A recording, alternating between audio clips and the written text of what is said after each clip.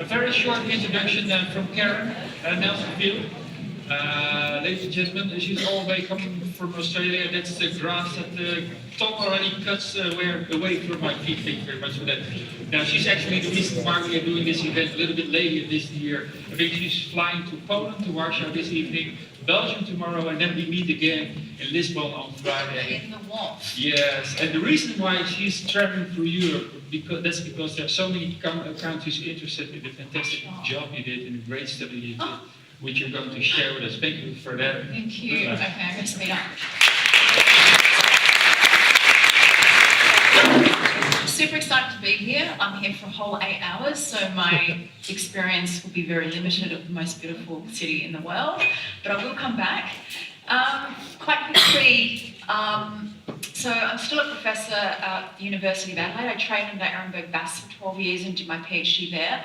Got a bit frustrated with the university system, found it moved quite slow, got introduced to the concept of technology and wanted to incorporate technology into research design. So that's kind of me. So what I did is about 4 years ago, took a bunch of researchers from the institute, started up a business. So half of us are PhDs in media, minds media, consumer behaviour, statistics, probabilistic modelling, and then the other half, and I often say the younger half, sometimes the smarter half, are technologists. So they're specifically software engineers, computer vision engineers.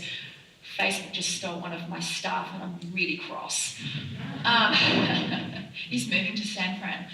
And one's doing an augmented reality PhD. So we have a good mix of research, traditional, and technology. And the concept of amplified intelligence is that at the end of the day, we want to do really, really rigorous research, but we want to amplify at scale using technology. So we want to be able to go cross-country, cross-platform, do a few of the things that was just mentioned on the screen.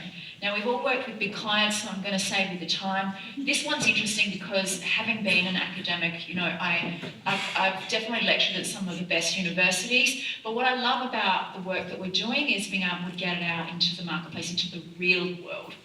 So I like to put that slide up because we get a lot of trade press talk about our work, and when trade press talk about our work rather than academic journals, I know we're doing something right. Okay. So it's a bit of a journey, this presentation. So I'm not sure if anyone's seen me present this before. I know you have this morning. But I have to kind of explain it from the beginning because it is a hierarchical process. I hope that's, if everyone speaks English, it's a journey. Think TV is like Screenforce, is like Thinkbox, which is an association that was only formed about 2 years ago, 2.5 years ago in Australia, and it's all the major networks.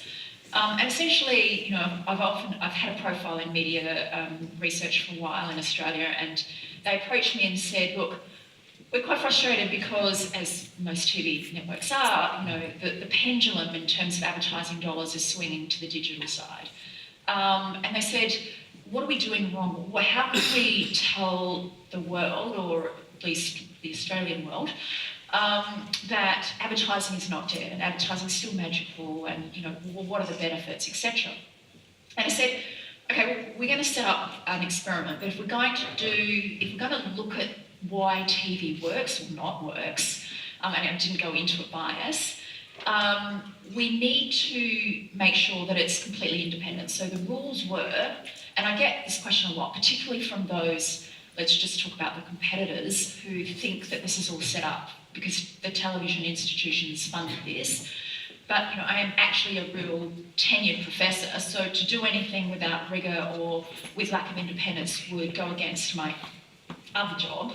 So I said the only way we're going to do this is if we do it my way. We think through and be fair to all platforms, and we publish everything that we find. So there's no surprises, and no one can come at me and go, you were hired by a television group, it means nothing. So that was the beginning of it.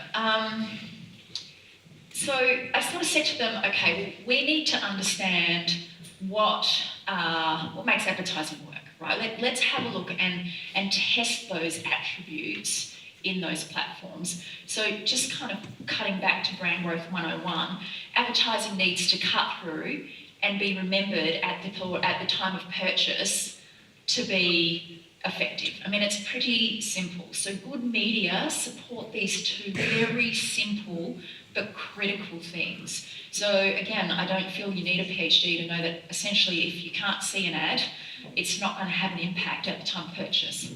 Just saying.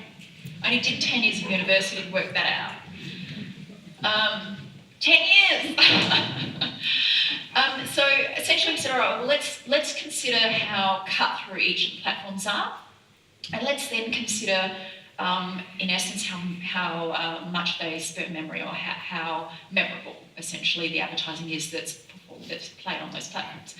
So we chose 2 impact measures, and I'm going to talk about them a little bit more in a second, because in a minute I'm going to explain the technology, because I have to explain it from the beginning and how we built it. But cut through, we decided, so given my whole agenda is to reduce human bias in research, right? So if I ask you what you did last week, you probably can't remember, and you'll tell me something you think, like, I was at the gym every day, right? That's probably not the truth. Sorry. Got to pick on someone. But the point is that a lot of measures in research are quite biased, either intentionally because you weren't at the gym or you want to be, or because you just actually can't remember, right? So we see this in things like recall. Intention and actual purchase behaviour is so far apart, it's not funny. I intend to buy a Tesla. I can't see that happening in any time soon. So, there's all these issues with traditional research measures, particularly around recall, intention, preference, likelihood, all of that sort of stuff. So we made a call, so let alone did you see this, or how aligned or how engaged or any of that kind of stuff. So we made a call to build out, we'd already dabbled in this area, but we made a call to build out attention. Now, we built our own gaze models. I will get to that in a second. But first up is that the impact measure for cut through was attention. Memorability is a little bit different. Again, do you ask someone how much did you remember it? Well, no, because you just saw it, A, and there's a whole lot of other reasons why you might not, it might be bad creative, etc. So we used a thing called product choice, which is essentially a discrete choice store. And I'll get to why in a minute, but essentially it sets up a whole lot of products on a shelf, and you can go into this virtual store and make a product choice. So you're not actively saying, oh, which ads did I see? You are going to a virtual store and you get to make a choice or not. So there are 2 impact measures. Let me explain the technology. So in its very raw form, we built an app. All else fails, build an app. It's a research app, so it's not available, right, for sale. It's one that when you're a panel member, you download, it then becomes redundant straight after, so you have a unique key to get into it. But the app is downloaded, just use the mobile as an example, because I'm holding my hand like it's a mobile. It's harder to demonstrate TV. So you download the app instantly enables the camera with your permission, GDPR. So the app enables the camera. The other thing it has sitting behind the code is essentially it can detect when sponsored ads come on the feed of any of the platforms that we send you to, right? So hold that thought. So the first thing you do as a group is you download our app, and then you're sent to a particular platform depending on who we're actually testing. Now we have done more, so this is the big TV study, we have actually done more since, but for the purpose of today, this is about Think TV. Now, the other thing is, again, I want to be so fair to the other platforms so that no one can come back to me and say, you did it this way and that favours TV. So what we decided to do was we sent 1,000 people, now bear in mind we start with PC, because this is 2 years ago, We sent 1,000 people to their PC, they downloaded our app, it intercepted the camera, and they were asked to just go to YouTube. Now, bearing in mind it were people that would ordinarily use YouTube, not, you know, some 80-year-old man that would never have known what that even means.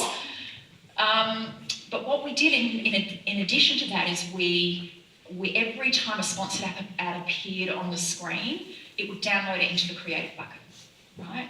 And the reason why we did that was because we wanted a set of test ads that we could then intercept and put into the other platforms. So what we know, and myself have written a book on how emotive content affects content diffusion. So obviously, if an ad's particularly good quality or it's highly emotive, it's going to have more of an impact. And we wanted to be fair. So whichever way it would work out, we wanted to, if television had better ads and YouTube didn't that day, or the other way around, we wanted to isolate any of that. So we controlled for the creative, and that's really important in cross-platform, right? Because any ads can go all over the place. So we've got 1,000 people that have watched a bunch of ads. It's in our creative bucket. We picked the ones that were the most prevalent. We didn't handpick them thinking that this would work better on TV, which, you know, you get accused of everything. We then, the next group of people, which is a new group of people, asked them to go onto their PC, download our app, the camera's intercepted, and what we then did is we intercepted ad load in the platform, right? I know. So when a sponsored ad was present, at the time we've changed the code, but at the time it was an ad blocker, and we'd pull that out and overlay it with our test ad. Again, it's within the boundaries of a research experiment, so we're never going to sell that kind of platform. Then we did the same for television. Did it a little bit differently. We worked with the networks and they intercepted the test ads onto the, I think there were about 8 different programs or 7 different programs that you could choose from. A little bit different with the TVs in that people had to download the app on a second device, and the app intercepted the camera on the second device. It sat in a tripod. It was filming people on their couch, and we were streaming the content to the TV screen. Right? I know, how cool was that? And the other cool thing, so we have this guy who is doing his PhD in augmented reality. We built this kit onto the mobile phone, which allowed us to take essentially a shot of the television screen, and it enabled a better distance estimation with our models. So super cool stuff. It's so much fun. Okay, so now we've got 3 different platforms, same ads with a view. Then we send them all to the virtual store, right? So straight after their view, they're all asked to go into the virtual store, and all the ads that they've seen, there's a shelf with them on, with those brands and their direct competitors. So everyone asked me, you know, is it only FMCG? We had a few. We also had McDonald's, we also had a car brand, we had an insurance brand, we had devices, watches, GoPros, shoes, you name it, okay? Because we just took it straight off of YouTube. So we've now got a view and we've got a sale. That's true single source data. And the other thing we have sitting behind that is, because we've tagged all these ads, are all these data points around scrolling, skipping, size on screen, time on screen, a whole lot of other things. All that data was then sent back to Australia. Servers are with Amazon in Australia, which then get fed through our attention model. So remember I said we're filming people? What happens with that footage is it goes to our model, and at 5 frames per second we transpose that into, are you looking at the screen and the ad? For the sake of the PCs, not so much the television, but are you looking at the screen but not looking at the ad? So we could tell if you weren't quite looking at the ad, or you're not looking at all, right? How cool is that? So now we've got a view, we've got a sale, and we know if they're looking or not, and we've got all this underlying attention data. So essentially the core element is which platform commands the most attention. I think you probably know what I'm going to say. Bearing in mind this is PC and TV on TV screen, we'll get to the others in a minute. But But the first round of studies showed us that TV gets twice the active viewing as YouTube and 15 times that of Facebook, which is pretty crazy. Something we did also see, so that's overall average, and an average second. I often laugh and say, I agree, no one really loves ads, so if there are any creative people in the room, I'm sorry, we don't love our ads. But the cool thing about this is they love them more on TV, even though it's not 100% active viewing every second. The other thing we found, in fairness to Facebook, was there's this really, really high proportion of passive viewing. So even back then we could see that even if you weren't looking directly at the ad, there was still some sort of obviously memory-based reaction, a cognitive process that happens that you can't explain. Humans are complicated. But you don't have to physically, so we could see there was something going on with passive in that in a minute, I'll show you because it nudges sales slightly. So that's the first set of data. We've since replicated this, I think, about 53 times. So to start with, our 2 measures of impact are related, and what we have kind of understood is the more we replicate and the more boundary conditions we change, the more likely we are to be comfortable with the results, even if they're not statistically significant at each individual study. It's what we call significant sameness, so that's really important. So given I just told you attention, our two measures are related, you probably know what I'm going to say. Before I do, that's an example of the virtual store. So we change it up depending on the particular situation, but it's kind of cute, and it's not like an average survey where you're just clicking on the boxes and things like that. And I also need to tell you that our output metric is stats, right? And the reason why we do that, a lot of market researchers make big errors by not accounting for market share. Let me explain. We are obviously, if we had a choice between Coke and Dr. Pepper, most of you would pick Coke, right? And that's because by default, it's a bigger brand. So there are natural patterns and natural expectations in big brands and the smaller brands, and that's just a statistical regularity. There's nothing you can do. So if you don't account for market share, you might have a false meaning in the result. So it's really important that when we talk about sales in this context, that we account for market share. So when you see the results that I deliver, essentially we've got a baseline. So how we do it is, did you buy? Did you see it and did you buy? But if you didn't see the ad, what would you ordinarily buy? And we use it as an index. So anything over 100 that you see in this study is real impact, taking into account what people would have already bought. So again, I guess you probably could expect that, given we just talked about TV having the greatest amount of attention. Probably no surprises that it also has the greatest amount of product choice. I will say in later studies we don't see that attention and product choice is perfectly linearly related, but there's still a relationship between the two. And this is why I put the asterisk there. So Facebook theoretically should actually be lower in sales, but it's not. It's slightly higher, not really very different. But that's when we could start to see there was some mediating variables in attention, and we couldn't perfectly predict if someone was looking directly at it, would it mean a sale? Right, so that was PC. I'm going backwards in my time. I'm like, oh my God, am I already at 27 minutes? No. Thank God.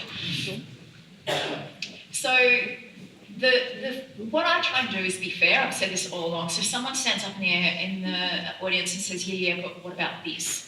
We'll go, either I'll dismiss it with love, or I will say that's a really, really good question. We should try and look at that. And this was one of those moments where Facebook were in the room and they said, and it was around the time when, mobile was going to be their thing. And they said that the mobile platform is truly optimised for Facebook, and what you've done is rubbish because it means nothing. Because when people are on Facebook on mobile, it's going to be, so much better. It's completely the different experience. So we dismissed that completely. So we went, all right then, we'll do it again. And so we changed the model, we recrafted the app into a true iOS app. But in fairness, instead of just doing viewing on YouTube on mobile and viewing on Facebook on mobile, let's be fair to TV too. Because if the viewing device, if mobile is optimised, then why wouldn't it be so for television? So we actually collected, now this is again, all new groups. You don't think there's that many people that live in Australia, I know that, but there are. There are about 5,000 people in the study overall, close to 50,000 test ads. Wow. Okay, so a new group of people downloaded the app, camera went on, we intercepted the ad load, same ads, went to the store, exactly the same, data came back exactly the same. And the other thing we had to do at the time was, because the whole concept of optimising or orientation was there, it took us a little bit extra time, but we had to ensure that when the camera was enabled, if someone was to switch the phone to horizontal view, that we captured that, because that was a big thing of Facebook's at the time, that they, a lot of people, are watching in horizontal view, etc. I will say they don't. So, they're right. Device makes a difference. But they're wrong, that it's only for Facebook. Okay, so in fairness, all platforms increase. So these are the original stats numbers. Again, anything over 100 means that video works. I mean, the beautiful thing about this is that all video works. So that's woman relief. Thank God, we're all in this room for this reason.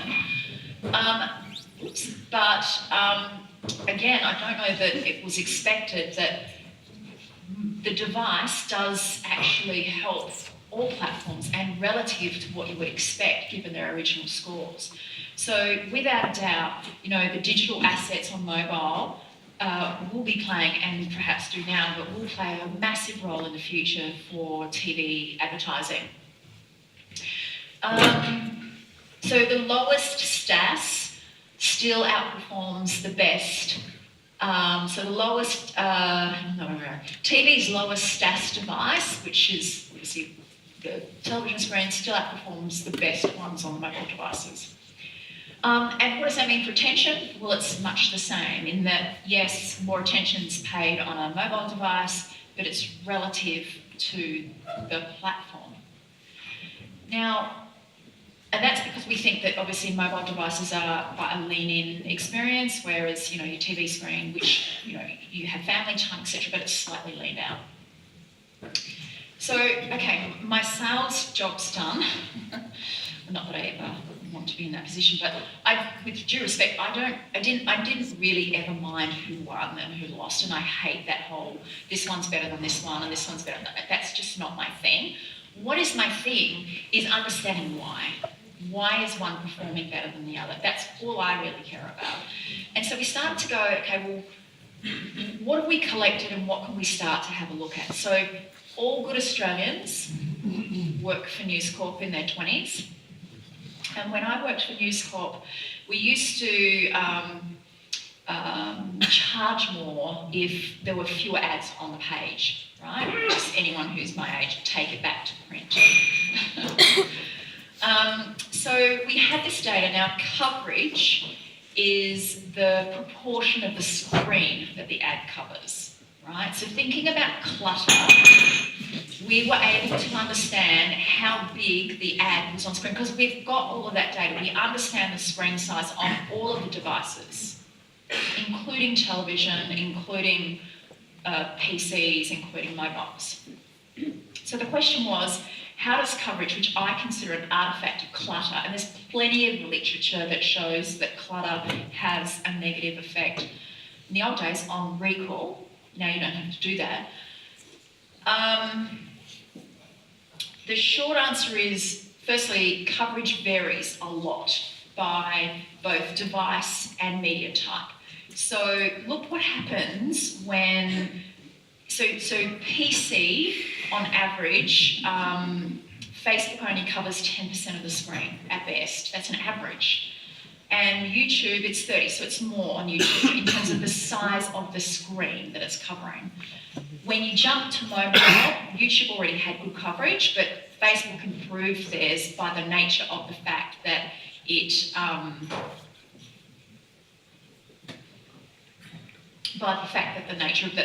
they've deleted the peripheral, they've just got the feed on the mobile.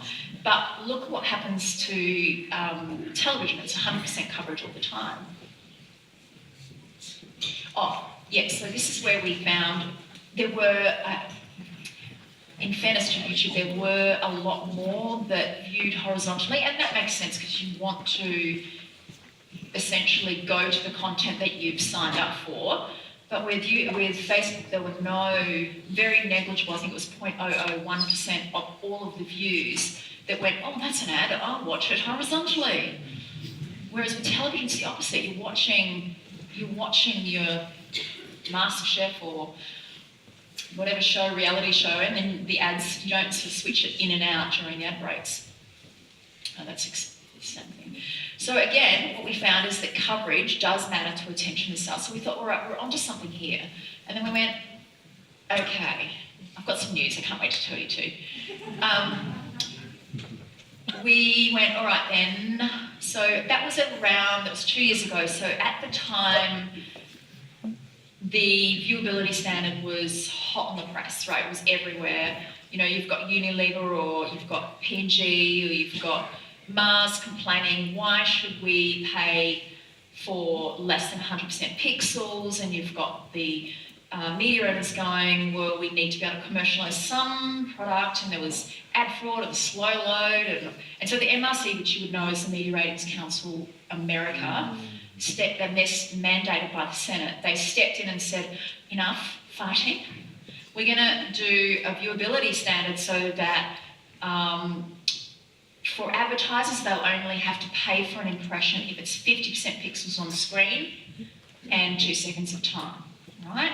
So you know all of that, that's a standard, right? So pixels is different to coverage in that pixels is about the proportion of the ad that's on screen, so it's about the ad itself, whereas coverage is the size of the screen or the amount of the screen covered. So they're related in they're both visibility, but the variable that was used in the MRC is pixels and time, so 50% pixels and time. So we had all this data and we went, well, why don't we just have a look? Because we're very pro-brand and we say, I mean, I make this joke, but I'm not going to, spend a whole lot of money and get one shirt. I want both. What's the point? So I want to get my full value for the money I spend. So we had lots of conversations with our global supporters, and they were very concerned that there was no evidence out there one way or the other. So firstly, we could see that pixels by media type and device varies a lot, no different really to coverage. In our more later studies, YouTube sort of hovers right up there. So of the two platforms that compete, particularly on the mobile device, they do better. But without a doubt, television constantly is 100% pixels 100% of the time. But the more interesting is this. So,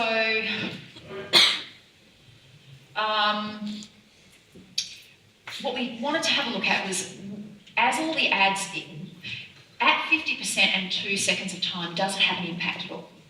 And this is another one of those moments where I go, well, if you don't see it at all, it's probably not going to have an impact. So yes, at 50% pixels and 2 seconds of time, ads do bring STAS or sales uplift. So there's at least this standard has done something.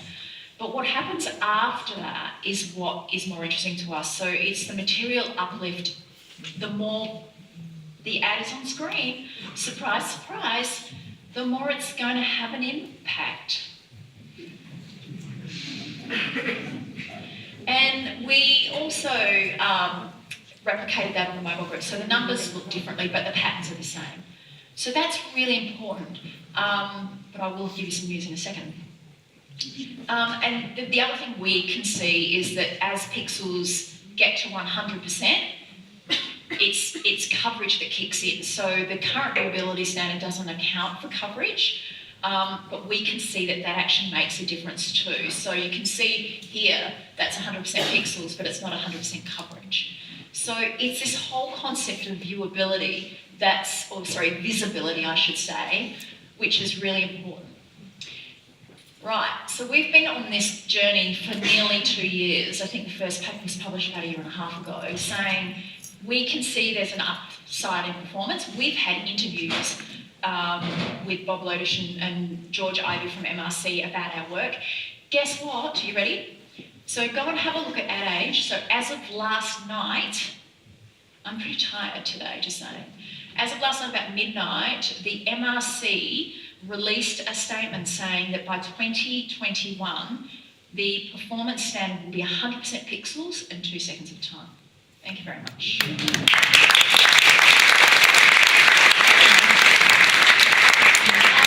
Read the statement. I mean, they talk about, we were just saying before, that the TV ratings needs improvement. They did actually mention that as well, so let's be fair to all platforms. But for me, from a viewability perspective, this is an argument we've had for 2 years, so I'm really, really excited. So, yay, find a new research agenda. Okay, so short term is one thing. So you know Lesbian Peterfield, we're all kind of friends and we wave each other in the speech circuit. So thinking through what we've done, we looked at a view and we had someone then go to a store essentially immediately. Now that is not natural, I get that. And we did that by the boundaries of the experiment. So some of the questions were that, short term is a once off. How does that translate to longer term memory, right? Now thinking through Lesbian and Peterfield's work, they talk about the importance of brand building and the importance of using high profile or large impact media to ensure that it gets into memory for longer and, switch the short-termism to long-termism and all of that. So we went, well, let's have a look at truly, in the longer term, which platform essentially renders the greatest memory. And it was pretty easy for us to do. So this is another new group. And we sent, there were 6 groups, and we sent them all again to the viewing experience. We didn't do attention this time. We thought we'd had enough at that point. And we then send them to the virtual store, bearing in mind it's the same ads. And we then, 14 days later, sent them to the store again. We didn't ask them if they remembered anything. We just sent them back into the store, got them to make some choices. They didn't view a second time. They didn't view a third time, but on the 28-day point, the same people, we sent them back again, which essentially what it did was enable us to see if there was any advertising decay, which you would expect, right? You would expect that. So it's a bit of a cracker slide. Just take this in. Oh, nice. So as per Lesbian and Peterfield, now this is mobile, I'll talk about TV on TV in a minute. Television by far renders the greatest long-term impact. So Facebook decays at 2.5 times that of television, YouTube in this case 3 times. But what is the cracker is that, so that's day 1, that's the stats at day 1, but even at 28 days, the impact for television is greater than day 1 for those platforms. Isn't that unbelievable? We did replicate it as well, so it wasn't a fluke. So here's some numbers to take home with you. That means TV takes 9 times longer to decay to 0. 9 times. Now bearing in mind this is mobile, so when you do get these slides you can use them, but essentially for every one online point that for every one online stats point, TV delivers double, and that's consistent with all the ubiquity stuff and all of the other attribution modelling and all the think box stuff. So our numbers are, even though they're very, very different measures, are all very, very similar. So now they all kind of include my work and I include their work, and our story is consistent, and that's exciting because regardless of the method, the results are the same. This is what happens when you include a TV on TV screen. It takes 109 days to have no impact. I didn't put the other graph up because it's the same shape, but it's just got a longer tail. So that's 103 days longer in memory. That is unbelievable. That is so amazing. Now that doesn't mean you can stop advertising, because at day one, you're still only reaching a certain segment, you're not reaching 100% of the universe, right? So you can't just stop that completely. We also saw this thing called double jeopardy and decay, meaning that we can see that TV wins two ways. It wins in that it's got a higher stats up front and it's got a slower decay slope. What that means is, and it's a bit like, if you ever want to read a book about viral marketing, I wrote one a few years back, but it really shows how important distribution is, and that, in fact, that I'll say it, videos don't go viral in that they distribute from 0 to many. It's the other way around. So you've got to start with a really big base. You've got to put money into it, basically, for then the diffusion to happen, and that's how the long tail happens, and you get incremental views. It's the same as this. So if you get stats up front, if you choose a platform that performs well from day one, regardless of your decay rate, you're going to get a longer tail, so you get a longer memory streak. Right, so this is my last little bit. This is a new piece. So people have said, excellent, great, what about multi-platform buy? So what about this whole concept of synergy? Now, we did it a certain way. We could recut the data any way we want to, but we made a call that if I was a brand owner, I'm not going to have $1 million to spend and then all of a sudden go, right, well, I want to buy 2 platforms, so I'm going to spend $2 million. You'll spend $500,000 and you'll spend $500,000. So you split your dollars whichever way it goes. So you won't buy twice the impressions because you just don't have an endless bucket of money. So I'll explain how we mathematically did our results. But in terms of the concept of synergy means 1 + 1 = 3. So there's actually some sort of magical incremental value in putting A and B together. We don't see that. So how we did it is another new group. We sent them to their natural TV to pick whichever show they wanted, and they streamed it to their television. Same ads. They were then asked to, the same day, go to a second device. Not at the same time, but a second device. Now, obviously, we wouldn't send someone to Facebook or to YouTube if they weren't naturally inclined that way, so we naturally let people choose which one they wanted to do. But then once they had their second view, they went to the sales department, they went to the store, and we collected the same sort of data. Now, again, this is how we decided to calculate it. So we said, well, the first stats was 144, so we know that, and that was standard. So we collected that several times, and 144 seems to be the magic number for television. The second stats point, so the second view in all of our other studies were those. So that's TV on TV, Facebook on mobile, TV on mobile, Facebook on mobile, YouTube on mobile. So we went, okay, well, theoretically, because you would half your dollars, you would expect there to be half the impact on each. So let's just average out the stats score. So this is kind of what we decided was what, I've already done it. Oh no. Oh, that's expected. I'm getting confused with my dual pictures here. Yeah, it's very confusing. So that's what we would expect. And this is what we got. So I think the important part here is to see, Facebook are probably right. There's not you get the stats that you would expect if you halved and put one on here and one on here. The key point for me, there's 2. The key point is that TV on TV and then TV on mobile or a digital asset has the greatest synergistic effect. In fact, that is true 1 + 1 = 3. So again, that comes back to the nature of visibility. We also think there's something in the programming. So one of our future research groups is going to be around the quality of the programming.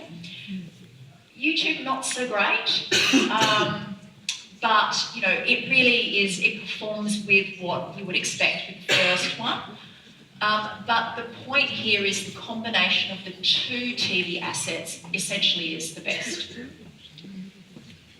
So we kind of say, why apply, I mean, this is the crux of it, why apply a poor performing platform unless there's obvious reasons that they're particularly unique in terms of their reach potential, you know, in particular demographics, which from my understanding, they're not. It's always best to stick to the highest performing. I think I might not do this one because this one's about the fact, with due respect, and we can talk about, email me if you want to know more, but what we found is that Facebook actually underperforms against what we would expect in terms of light buyers, given its penetration. So that's a whole lecture in itself. So I'm cognizant of time, and I go on to show what happens. So this is distributed to heavy buyers, which is really bad to help you with brand growth, and I'm making a complete stuff up with it. So email me if you want me to give you some more information on it, and Pinterest, let's be fair to all platforms. But television skews appropriately in terms of giving you enough non-buyers and light buyers to mediums and heavies. So we kind of talk about watch for your audience quality. So it's not necessarily just about the attributes that you gain from the platform, but it's also about, are you really getting good quality lights, mediums and heavies distributed the right way that sits behind your media buy, or are you just buying heavy buyers which will never help you grow your brand? You've got to focus on those that are loyal, but you'll never grow a brand through trying to increase loyalty. You only grow a brand through trying to increase penetration. So that's probably too hard for today. But look, I think that's about it. I mean, the story is consistent. Think about the long term, think about the return on investment. We've got some work on cost as well, if anyone ever wants that. And this is why we say that not all reach is equal.